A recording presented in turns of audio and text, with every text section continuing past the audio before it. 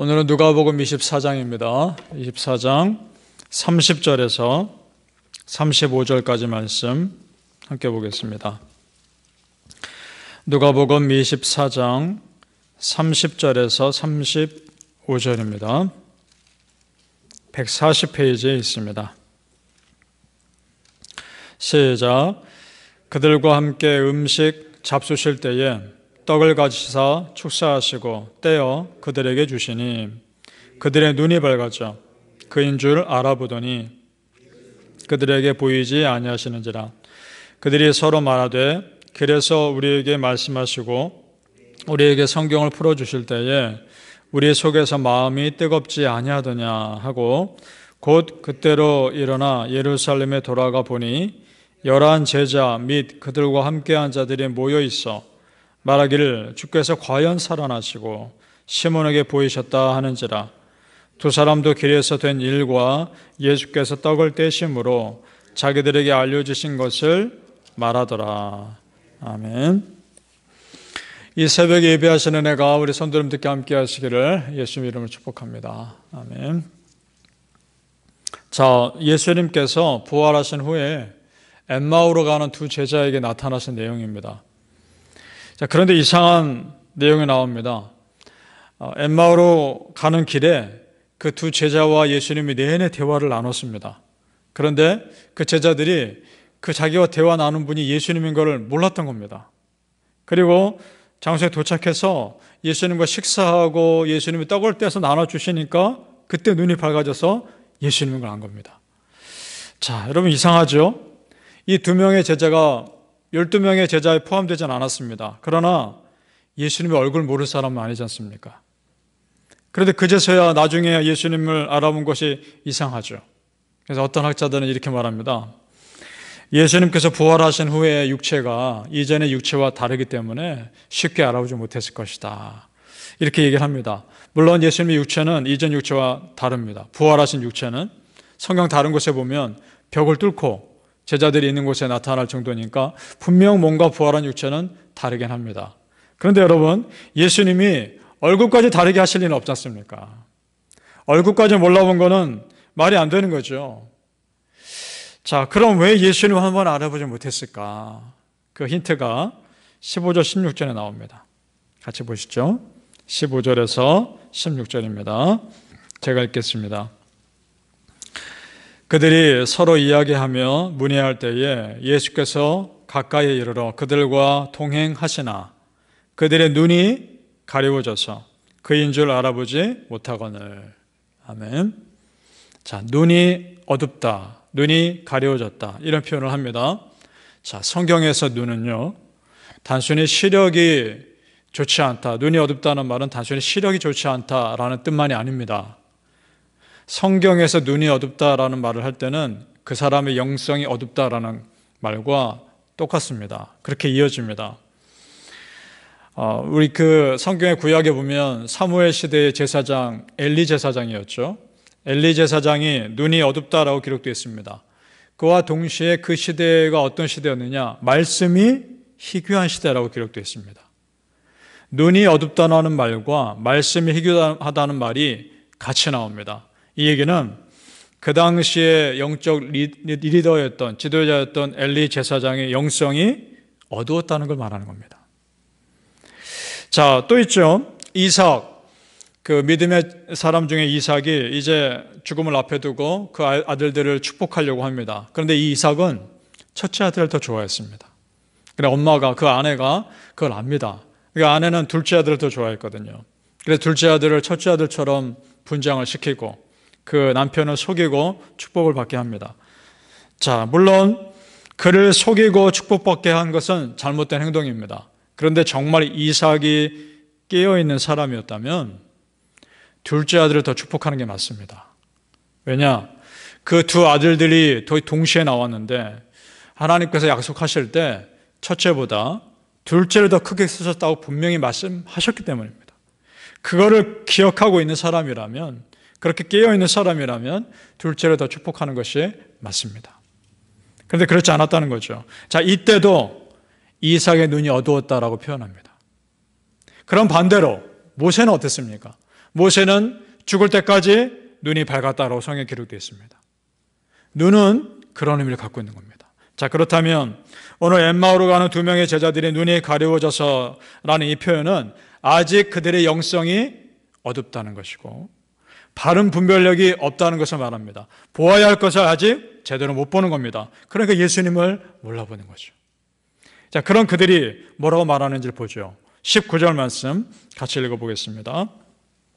19절 말씀 시작. 이르시되 무슨 일이냐? 이르되 나사렛 예수의 일이니 그는 하나님과 모든 백성 앞에서 말과 일에 능하신 선지자이거늘.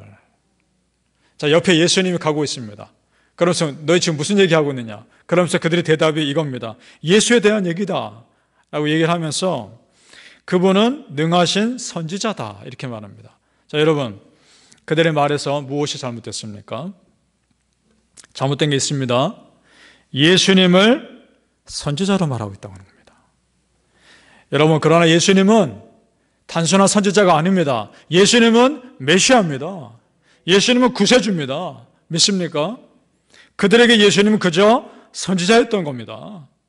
그만큼의 믿음과 확신이 두 사람에게는 없었던 거죠. 그러니까 예수님이 부활할 것이다 라고는 상상도 못했던 거고요. 자, 나름대로 열심히 예수님 따랐을 겁니다. 비록 12제자는 아니었지만 그럼에도 자기가 따르는 분이 정확하게 누구인지 몰랐던 겁니다. 그저 그들에게는 예수님이 선지자였던 거죠. 우리 성도님들, 신앙의 연수보다 더 중요한 것은 신앙의 깊이인 줄로 믿으시길 바랍니다.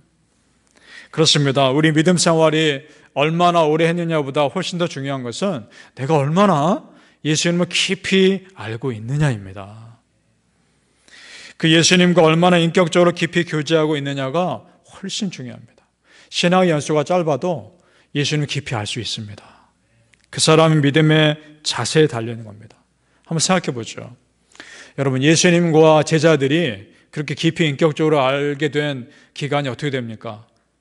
길어봐야 3년밖에 안 되는 겁니다. 공생애를 시작한 지. 그런데 우리는 어떻습니까? 예수님 안 지 10년, 20년, 그 이상의 분들 많지 않습니까? 그렇다면 여러분, 여러분에게 예수님은 과연 누굽니까? 여러분에게 예수님은 과연 어떤 분입니까? 내가 기도하고 나면 기도 응답해 주시는 단순히 그런 해결사입니까? 아니지 않습니까? 나에게 예수님은 구원자라는 것입니다. 이것이 무슨 말씀이냐? 내가 일방적으로 기도하고 기도 응답해 주시기를 바라는 그런 일방적인 관계를 내가 예수님과 누리는 그런 관계가 아니라는 것입니다. 예수님과 우리는 인격적으로 깊이 교제 나누는 그런 관계라는 것입니다. 이런 거죠, 여러분. 기도하면서 예수님, 내가 지금 바르게 가고 있습니까? 말씀해 주옵소서. 그렇게 물어보는 관계입니다. 또는 예수님, 내가 어떻게 살길 원하십니까? 내가 어떤 삶을 살아가길 원하십니까? 그런 것들을 대화하는 그런 관계라는 말입니다. 우리 성도님들, 예수님과 깊이 교제하시는 은혜가 참으로 있으시기를 축복합니다. 바라기는 우리 성도님들의 믿음의 연수가 많아질수록 그만큼 예수님과 더 깊이 교제하시고 더 알아가시기를 예수님의 이름으로 축복합니다. 아멘. 자, 우리 예수님이 어떤 분인지 정확히 아는 사람, 그 사람만이 예수님을 향해 열심을 낼 수 있습니다. 자, 12제자 중에 누가 가장 예수님을 정확히 알았습니까? 누가 예수님을 향한 열심에 특심했습니까? 베드로죠. 베드로는 예수님 정확히 알았습니다. 마태복음 16장 16절입니다. 시몬 베드로가 대답하여 이르되 주는 그리스도시요 살아계신 하나님의 아들이시니이다. 아멘. 정확한 고백입니다. 아주 정확한 고백입니다. 물론 그가 나는 절대 예수님 배신하지 않겠다라고 하시면서 결국 예수님 배신하긴 했지만 예수님을 아는 열심만큼은, 지식만큼은 탁월했습니다. 왜냐? 가장 가까이에서 그 예수님의 은혜를 경험한 사람입니다. 그리고 가장 가까이에서 예수님 지켜본 사람입니다. 누구보다 더 잘합니다. 그래서 예수님 부활하셨다라는 여인들의 그 말을 듣고서 다른 제자들과는 다른 반응을 보입니다. 11절과 12절을 보시죠. 11절에서 12절 같이 읽어보겠습니다. 11절에서 12절 시작. 사도들은 그들의 말이 허탄한 듯이 들려 믿지 아니하나 베드로는 일어나 무덤에 달려가서 구부려 들여다보니 세마포만 보이는지라. 그 된 일을 놀랍게 여기며 집으로 돌아가니라. 아멘. 다른 제자들은 부활 소식 믿지 않았다라고 되어 있습니다. 그러나 베드로는 달려갑니다. 빨리 확인하고 싶었던 겁니다. 정말 믿었는지도 모르겠습니다. 베드로가 왜 달려갔을까요? 자기의 배신으로 깨어진 예수님과의 관계를 회복하고 싶었던 겁니다. 그 정도 열심히 있었던 겁니다. 그런 베드로를 예수님도 직접 찾아가십니다. 그리고 그 자리에서 회복시켜 주십니다. 이것이 그 유명한 모닥불 앞에서의 회심 아닙니까? 참 신기하죠. 모닥불 앞에서 예수님을 배신했던 베드로가 또 다른 모닥불 앞에서 예수님 앞에 회개하고 회심합니다. 우리 성도님들, 은혜의 직접 체험자들 되시길 축복합니다. 내가 직접 경험한 은혜가 있고 내 삶에 직접 경험한 간증이 있으면 잠시 흔들리다가도 곧 다시 회복하는 줄 믿습니다. 여러분, 다른 사람의 간증 듣고 은혜 받는 것 소중하죠. 그러나 또 다른 사람의 중보기도 물론 감사하죠. 그러나 정말 무엇보다 더 중요한 것은 예수님과 나 사이의 간증입니다. 그리고 예수님과 나 사이의 간절한 기도입니다. 오늘 엠마오로 가는 두 제자에게 예수님이 직접 나타나신 것도 그들이 예수님 직접 보고 경험하게 하심으로 선지자 예수님이 아니라 구세주 예수님을 고백하길 원하셨던 겁니다. 예수님 제대로 알기를 원하셨던 겁니다. 베드로후서 3장 18절 말씀에 우리에게 도전해 주는 말씀이 있습니다. 베드로후서 3장 18절 말씀. 오직 우리 주 곧 구주 예수 그리스도의 은혜와 그를 아는 지식에서 자라가라. 아멘. 사랑하는 성도님들, 내가 직접 예수님을 경험하고 내가 직접 그 은혜를 체험함으로 예수님을 아는 지식에 더욱 자라가시고 풍성하셔서 누가 뭐라 해도 흔들리지 않는 신앙인으로 서시기를 예수님의 이름으로 축복합니다. 아멘. 기도하겠습니다. 아버지 하나님, 감사합니다. 내가 직접 예수님 만나고 내가 직접 예수님 경험하고 그래서 누가 뭐라 해도 흔들리지 않는 나만의 확고한 신앙 위에 서게 하여 주옵소서. 하나님, 매번 이리 흔들리고 저리 흔들리는 신앙이 되지 않게 하시고 굳건한 믿음의 반석 위에 설 수 있는 은혜의 사람들이 되게 하여 주옵소서. 우리의 어두워진 눈이 있다면 밝혀 주옵소서.